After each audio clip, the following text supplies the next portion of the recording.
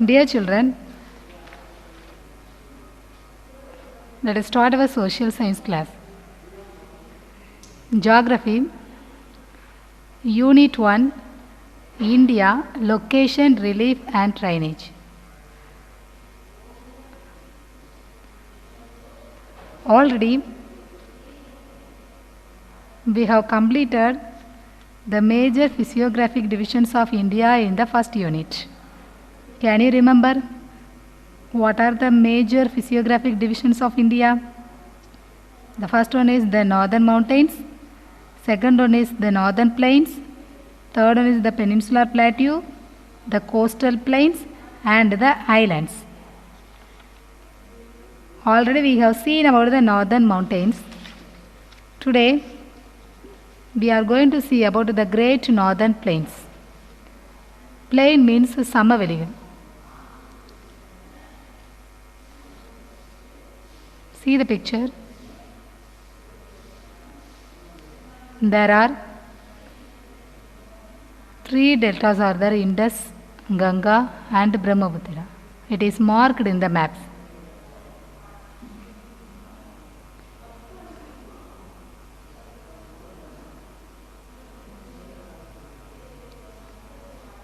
Northern mountains. This fertile plain lies to the south of the northern mountains. This plain is one of the most extensive stretches of the alluvium in the world and is deposited by the rivers Indus, Ganga, Brahmaputra and their tributaries. Tributaries means Kilai Nadigal. Indus, Ganga, Brahmaputra, they are the main rivers and it has some tributaries also. The length of the plain is about 2400 km and the width varies from 240 to 320 km. Its width increases from east to west. It covers an area of 7 lakh square kilometer. So, the Indus River, Ganga and Brahmaputra, these all the rivers only make the northern plains. Okay.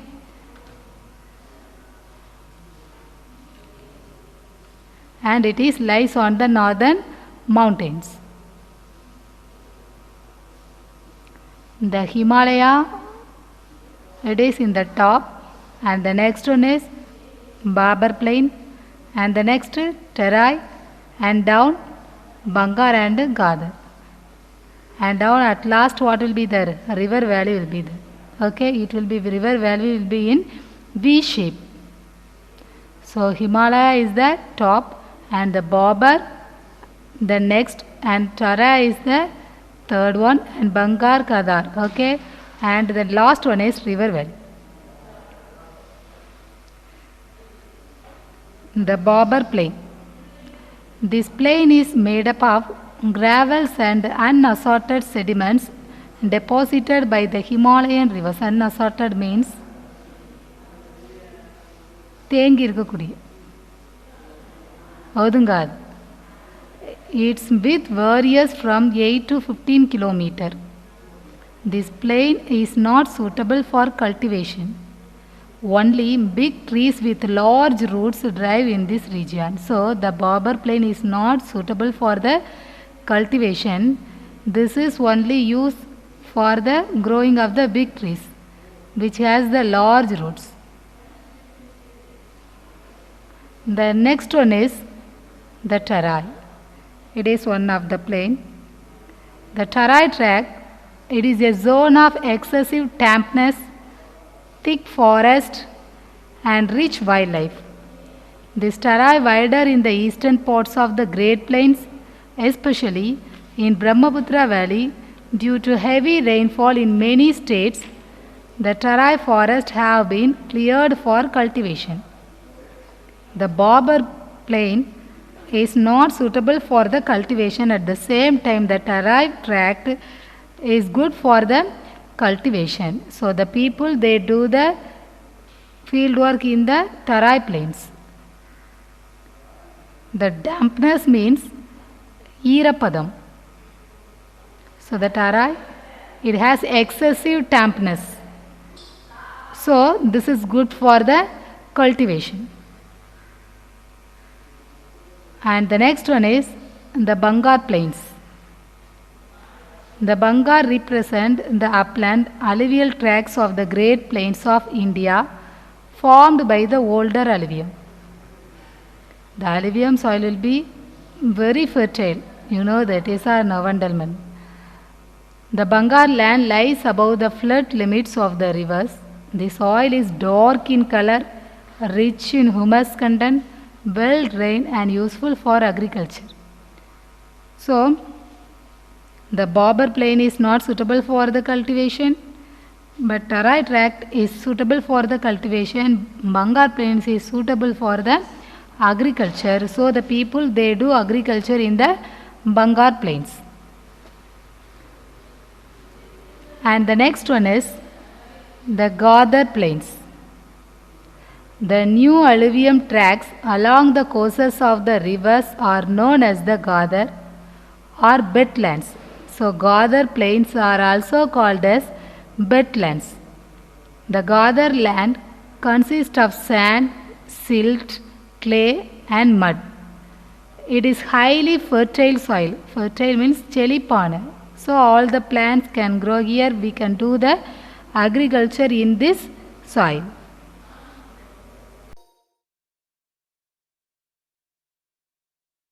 The northern plain is located in the southern part of the Himalayan range.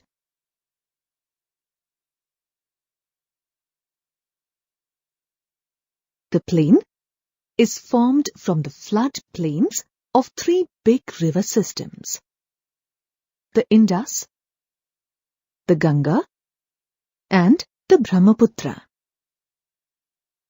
Based on the names of these river systems, the northern plain is also called the Indo-Gangetic Plain. The alluvium from these river systems was deposited in the vast basin at the foothills of the Himalayas over millions of years.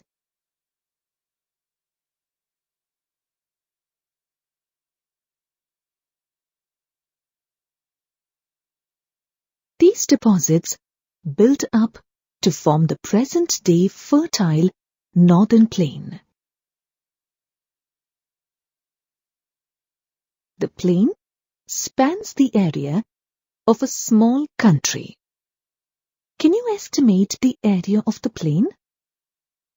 The area of the plain is about 7 lakh square kilometers. The width of this plain varies as you go from north to south. At its narrowest, it stretches across 240 kilometers.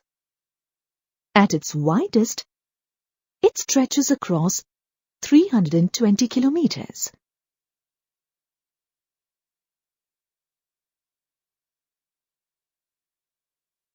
The length of the plain is 2,400 kilometers.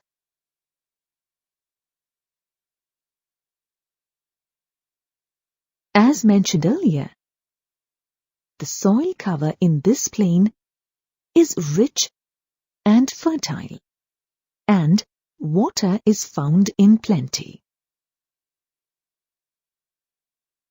Combined with a favorable climate for growing several major crops, the northern plain is one of the world's most intensively farmed areas. Therefore, it is not surprising to note that the northern plain is a very densely populated physiographic division of India. Did you know, not just in India, the northern plain is one of the most populated areas on Earth? Let's come back to the river systems that helped in the formation of the northern plains. The rivers coming from the northern mountain carry a huge load of eroded soil and debris. As a river flows down towards the plains, due to the gentler slopes, its velocity decreases. and the material carried by it gets deposited on the way.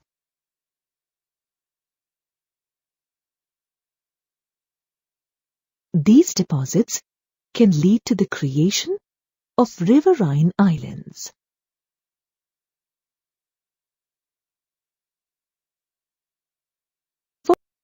For example, in the Brahmaputra river flowing through Assam lies an island called Majuli. This island is famed to be the largest inhabited riverine island in the world.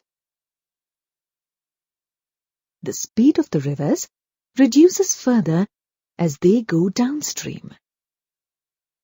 Due to the deposition of huge quantities of silt, these rivers split into numerous channels. These channels are called distributaries.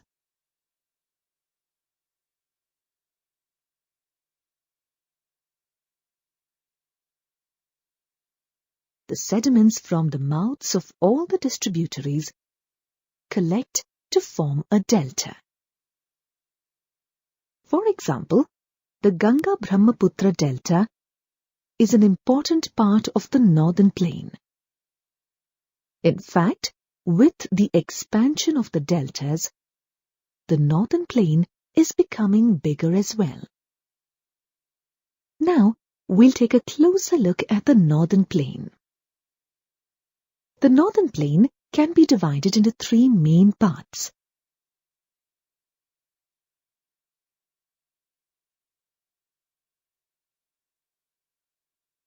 Starting from the top, the western part of the northern plain comes first. This part is formed by the Indus and its tributaries.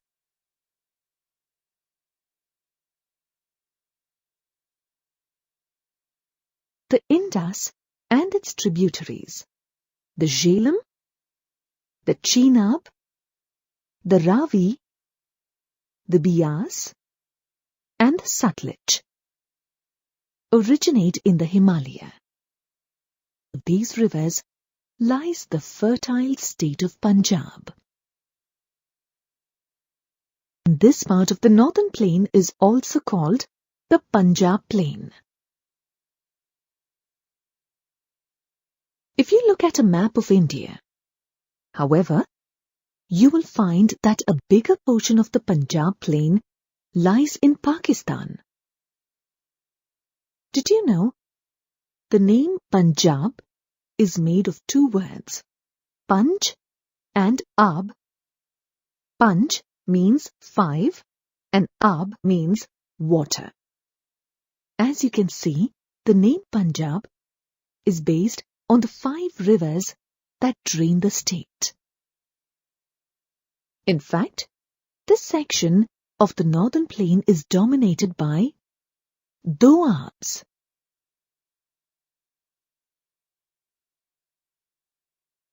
Do means two and Ab means water. So, a Doab is a piece of land drained by 2 water bodies. The map shows the Doabs that comprise Punjab. For example, Jech Doab lies between the Jhelum and the Chenab river. Let's move to the next part of the northern plain, the Ganga plain. This plain consists of the middle portion of the northern plain and lies between the Ghaggar and the Teesta rivers. The Ganga plain spreads over most states of North India. It covers Haryana, Delhi, Uttar Pradesh, Bihar, and parts of Jharkhand and West Bengal. Finally, the eastern portion of the northern plain is called the Brahmaputra plain. This plain lies in the state of Assam. So, Which states of India are covered by the Northern Plain?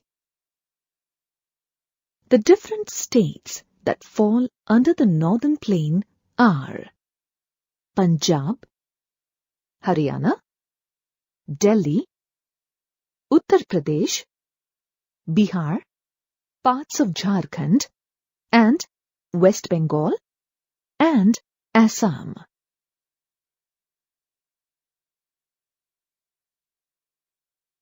What kind of relief features do you think the Northern Plain displays? People generally think of the Northern Plain as a region that has uniformly flat land all across. That's not quite true. You can find quite a bit of variety of relief features in the Northern Plain.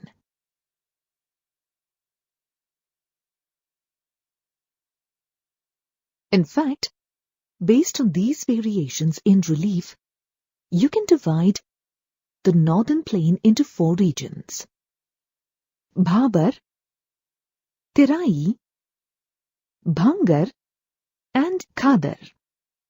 Let's find out more about these regions and the features that each of these regions displays. We begin with the Bhabar region. The Bhabar region is a narrow belt of level surface in the Northern Plain, lying parallel to the slope of the Shivaliks. This region is about 8 to 16 kilometers wide and consists of pebbles deposited by the rivers after they flow down from the mountains. Interestingly, all the streams disappear in the Bhabar belt. Therefore, the level of groundwater is very deep here. Moving south of the Bhabar belt, you come to the next region, Terai. All rivers and streams that disappear in the Bhabar belt resurface in this region. The Terai region consists of wet, swampy, and marshy land. The high water table creates a lot of springs and wetlands in this region.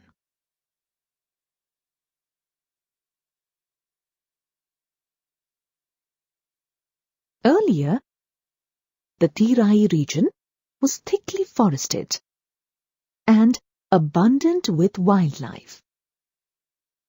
However, urbanization has taken its toll, and the forests have been cleared, in some places to obtain agricultural land, and in others to provide for the people who migrated from Pakistan at the time of the partition. You may have heard of the Dudhwa National Park. This park is located in the plains of the Terai in Uttar Pradesh. Billy Arjan Singh, a famous conservationist, led the effort to establish Dudhwa as a sanctuary of the swamp deer. The next region, called Bhangar, is the largest part of the Northern Plain. Bhangar is formed of older alluvium.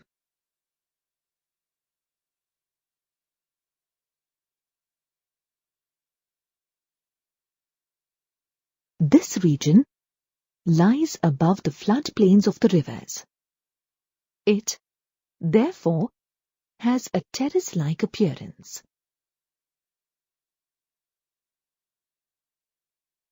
The soil in the Bhangar region contains calcareous deposits. It forms sheets across the alluvial plains. In India, these deposits are called kankar. So, what happens to the newer deposits of the floodplains? The newer, younger deposits of the floodplains form the fourth region of the northern plain.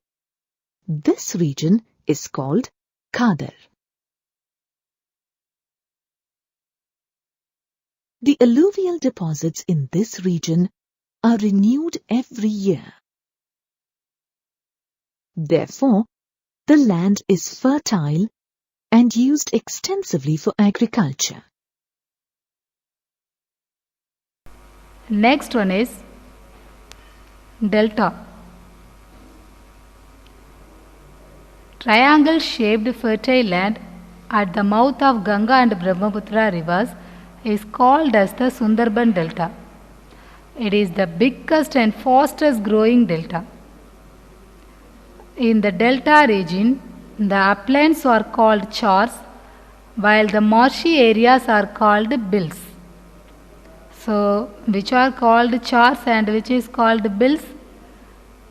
In the delta region, the uplands are called chars and the marshy areas are called bills. From these two lines, you can study two onwards, yes or no? So, the delta will be triangle shape. This is the mouth of the Ganga and Brahmaputra rivers. It makes the Sundarban Delta. Okay. This is the Sundarban Delta. You see there, a river comes from the left side and another one river comes from the right side and it makes the delta. It looks like V shape in both sides. This is the Sundarban Delta.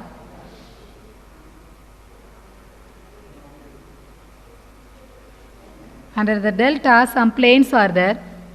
Rajasthan plains, Punjab Haryana plains, Ganga plains, Brahmaputra plains. What are the plains are there in the delta? Rajasthan plains, Punjab Haryana plains, Ganga plains and Brahmaputra plains. The first one is, see the picture, Rajasthan plains. The yellow, which area is marked by the yellow color, that is Rajasthan. You know that, is or no? That is the western desert plains, because Rajasthan is one of the desert area. The area covered by sand fully, is or no? That is one of the plain area. So this is the Rajasthan plains, and Aravalli range is there near the Rajasthan plains. You see the green color, it is there in green color, that is Aravalli range. And after the Aravalli range, what is there? Eastern plains are there near to the Aravalli. So the Aravalli range passes through in between eastern plains and the western desert plains, which is called the Rajasthan plains. And the next one is Punjab Haryana plains.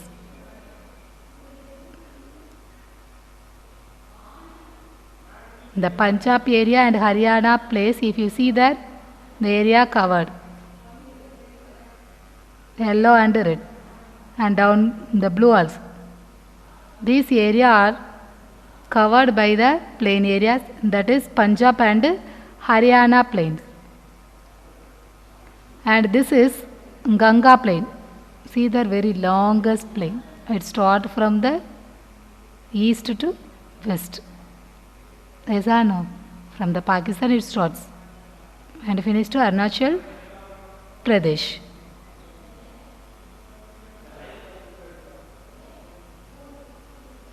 And the next one is Brahmaputra plains.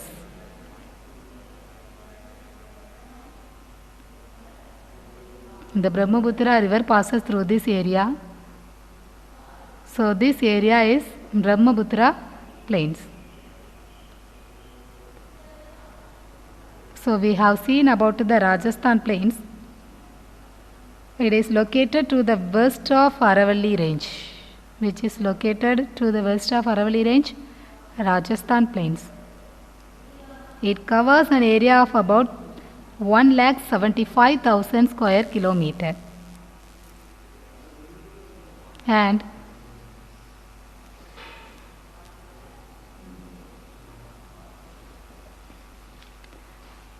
The next one is the peninsular plateaus. The plateau region lies to the south of the Great Northern Plains, and this is the largest physiographic division of our country.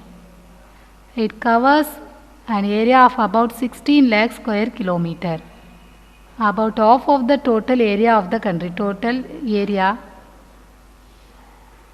only peninsular plateau covers half of the area of the country. It is an old rocky plateau region.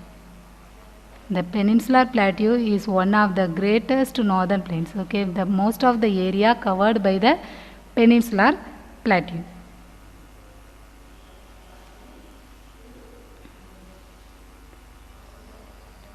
Aravalli Hills mark the northwestern boundary of the plateau region. The peak of Anaimudi is the highest point in the plateau. So, which is the highest point in the plateau?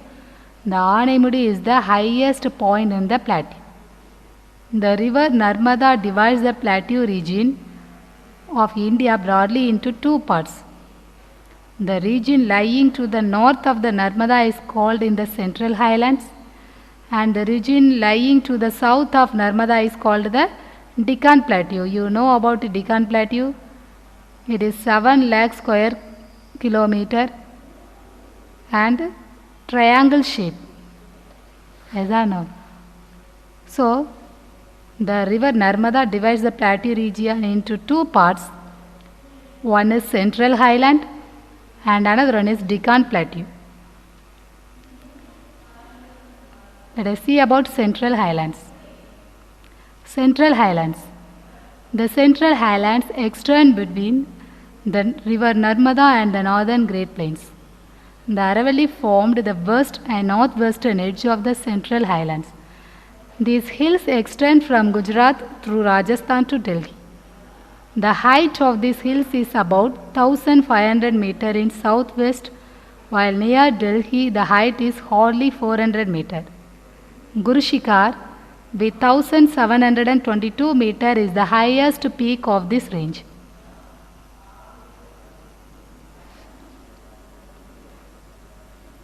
So in Central Highland, which is the highest peak, Guru Shikhar, that is the highest peak in Central Highland.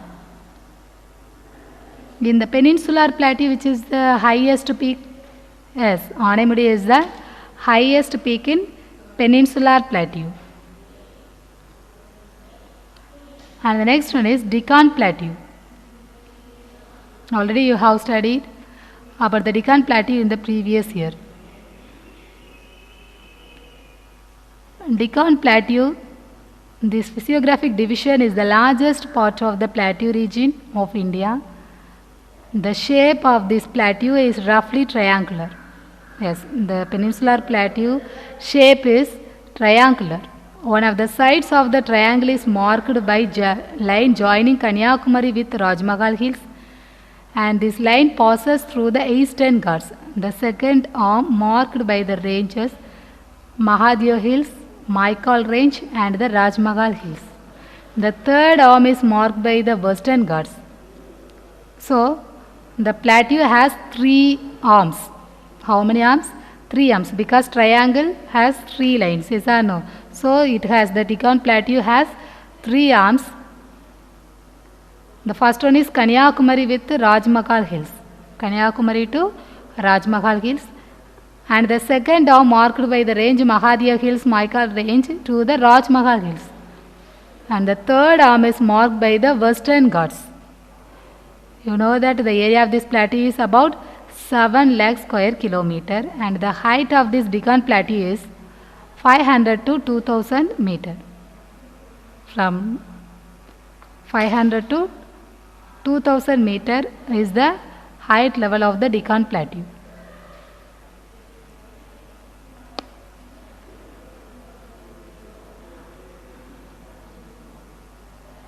Okay. Before writing the classwork, we are going to see what are the things we have learned from this lesson. The first one is the Great Northern Plains. This is one of the fertile plain to the south of the northern mountains. The area of this plain is 7 lakh square kilometer. Under the northern plains there are 5 plains. The first one is the Bobber, and the second one is the Tarai Tract, the Bangar Plains, the Gadar Plains, and Delta. The Delta region, the uplands are called chars, and the marshy areas are called bills.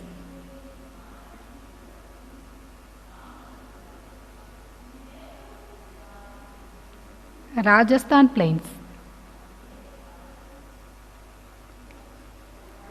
It is located to the west of Aravalli Range. It is given in the book page number 135. Open your book, page number 135.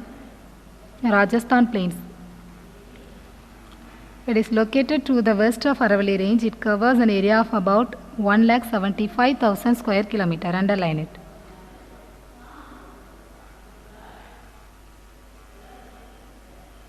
And the same para last. There are several salt lakes in Rajasthan. The Sambar Salt Lake near Jaipur is the prominent one. Underline, the Sambar Salt Lake is the prominent lake. And the Rajasthan Plains, which is also called as the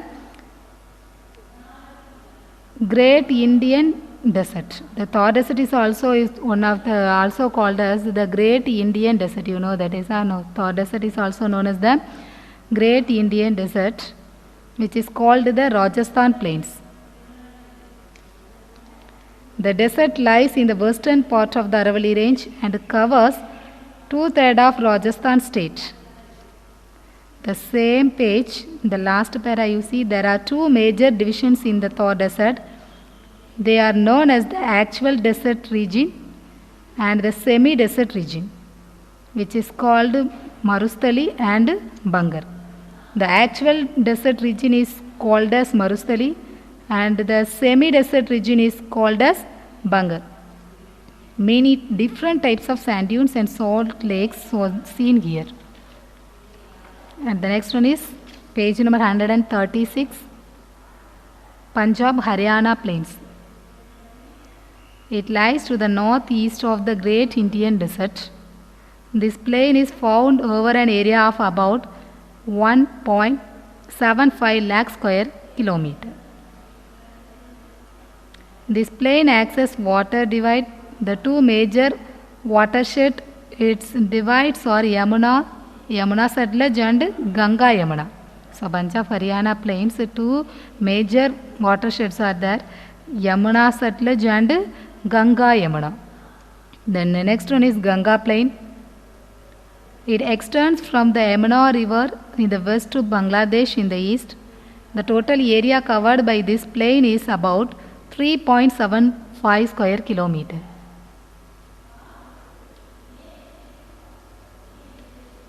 River Ganga and its tributaries such as Gagra, Gandak, Kosi, Yamuna, Champal, Betwa. At the Brahmaputra Plains, it is located mainly in the state of Assam. Brahmaputra Plain is there in Assam. Assam is near to the Arunachal Pradesh. It is a low-level plain located in the eastern part of the Great Plains of India and is formed by the deposit of river Brahmaputra. So, the Brahmaputra plain formed by the Brahmaputra river. Okay, the area of Brahmaputra plain is 56,275 square kilometer. And the next one we have seen about the Peninsular Plateau, and the Peninsular Plateau we have seen about Central Highlands and Deccan Plateau. Yes or no? Which is the highest peak in Peninsular Plateau? Can you remember? Yes, Anamudi is the highest peak in Peninsular Plateau and Guru Shikhar is the highest peak in Central Highlands. And about Deccan Plateau, this is one of the important. The area of this plateau is about 7 lakh square kilometer and it is triangular shape and it is marked by 3 arms we have seen. Okay. Now, take your classwork note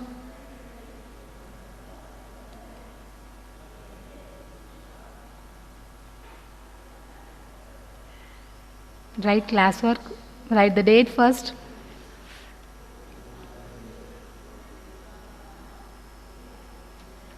Name the neighboring countries of India.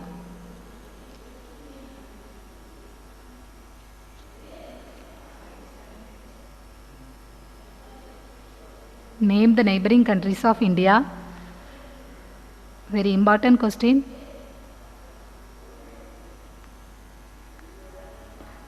Pakistan, Afghanistan, China, Nepal, Bhutan, Bangladesh and Myanmar. Book page number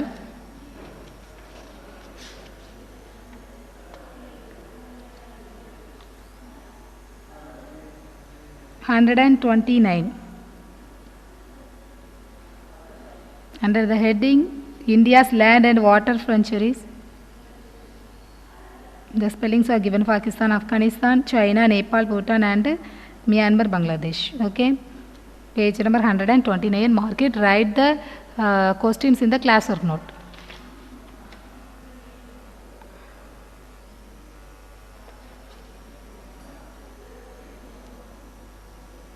Second question is write a short note on Deccan Plateau. It is very important question.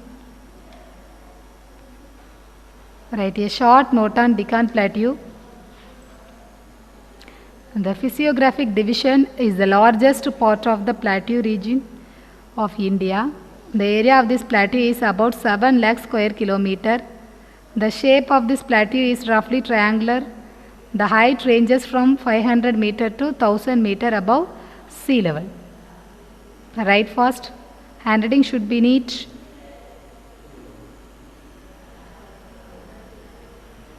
Write the classwork clearly so that when you study you can understand what are the words are there. When I read the question you have to understand the spellings, pronunciations. If any hard spellings are there, you have to underline the spellings and study them.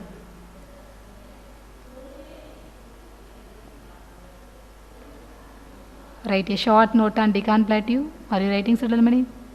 Pavitra, are you writing? Write fast.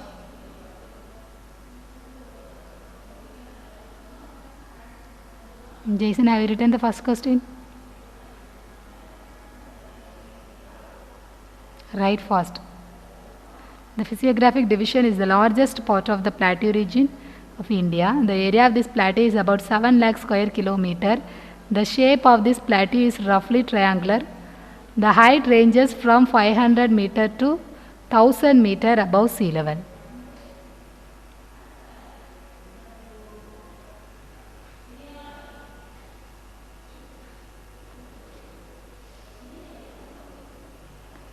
Homework is make 15 fill-ups from Unit 1.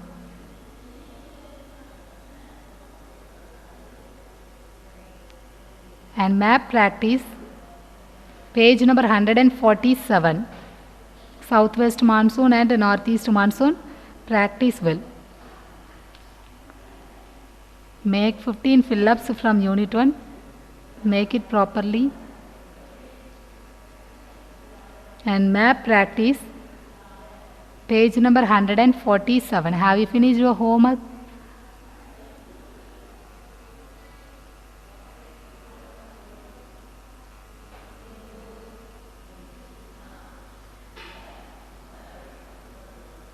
And the assignment work, geography. Write all the choose the best as fill-ups from Unit 1 and 2 geography, first unit and second unit. Choose the best are there. 7 plus 7, 14 will be there, I think. So you have to make the choose as fill-ups. You know that how to make. Yes or no? You should not write the options what are given there. You have to make the choose as fill-ups. Only question you have to write with the answer. These all the assignment work will be there in the A4 sheet. It should be very neat so that you can get the mark. These all the assignment work should be submitted in the given date. And the next work is Geography Unit 1.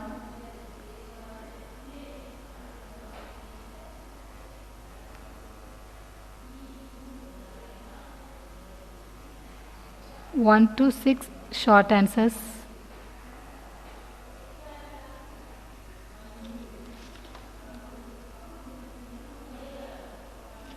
Sorry, in the assignment work it is given the Unit 1, that is Unit 2.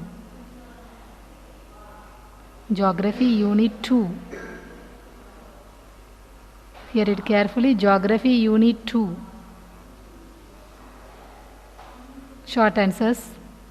And map page number 147. You have to draw and keep. Northeast monsoon and southwest monsoon. Again, I say Geography Unit 2. Short answers 1 to 6.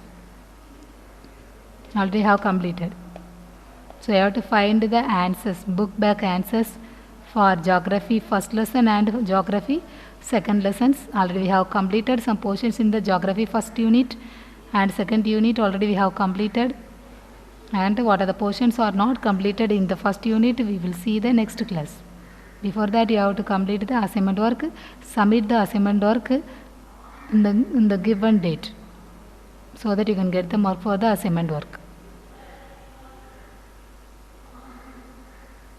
Write the assignment work fast.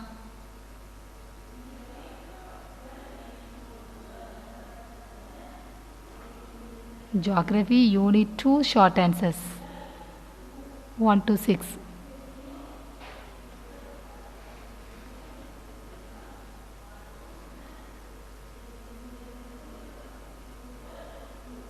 Have you written? Okay, we'll see the next class.